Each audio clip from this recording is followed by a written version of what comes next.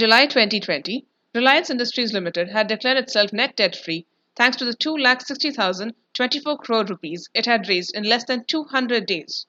But was that large sum of money enough to actually wipe out all the company's debt? Reliance Industries had raised about 2,60,024 crore rupees as on November 5, 2020. This included an equity of 1,52,055 crore rupees from 13 investors for 33% stake in Geo Platforms, 53,124 crore rupees from rights issue in May, and 47,215 crore rupees in equity raised from 9 investors for 10.52% stake in Reliance Retail Ventures. Also, in July, BPPLC had acquired a 49% stake in Reliance Industries' fuel retailing business for about 7,629 crore rupees. But in an apparent rush to declare itself net debt-free, Reliance Industries changed its estimate of net debt as of March 31, 2019 in its 2019 and 2020 annual reports. According to the company's annual report for the financial year 2019, its net debt was 1,54,478 crore rupees. In the annual report of financial year 2020, the net debt as of March 31, 2019 was miraculously lower at 1,50,762 crore rupees. This was despite the absence of a restatement related to the accounts for the financial year 2019. Reliance Industries' gross debt figure in both annual reports is 2,87,505 crore rupees. But its estimate and cash marketable securities in its financial 2020 annual report increased to 1,36,743 crore rupees. This was more than the amount mentioned in the annual report for the financial year 2019, which recorded the cash and marketable securities to be at 1,33,027 crore rupees. This leads to Reliance Industries' interesting definition of marketable securities and net debt. Bankers and analysts define net debt as the effective amount of money an entity owes. In short, it is consolidated debt minus assets. In this case, the assets are those that are most liquid and of stable nominal value, as well as transparent, such as cash, bank deposits, etc. Reliance Industries, on the other hand, define net debt as consolidated debt minus cash and marketable securities. The company has also taken liberties with the definition of marketable securities. In most cases, marketable securities are listed financial assets, including shares, bonds, debentures, preference shares, and more.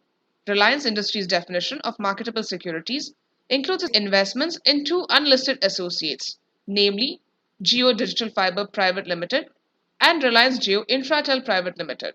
According to Reliance Industries' annual report for the financial year 2020, cash and marketable securities include cash and cash equivalents of 30,920 crore rupees, current investments of 72,915 crore rupees, as well as other marketable securities of 71,424 crore rupees. Of the company's total current investments, which amount to 72,915 crore rupees, those worth 40,993 crore rupees are unlisted. Reliance Industries also invested 1,18,296 crore rupees as equity, preference shares, and non-convertible debentures in the unlisted Jio Digital Fiber and Reliance Jio. The quantum of listed securities in Reliance Industries' other marketable securities portfolio is also unclear.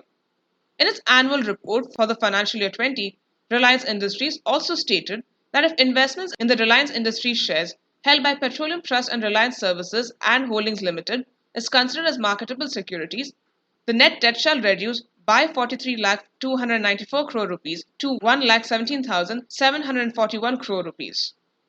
But share prices do not exhibit stable nominal values as share prices fluctuate.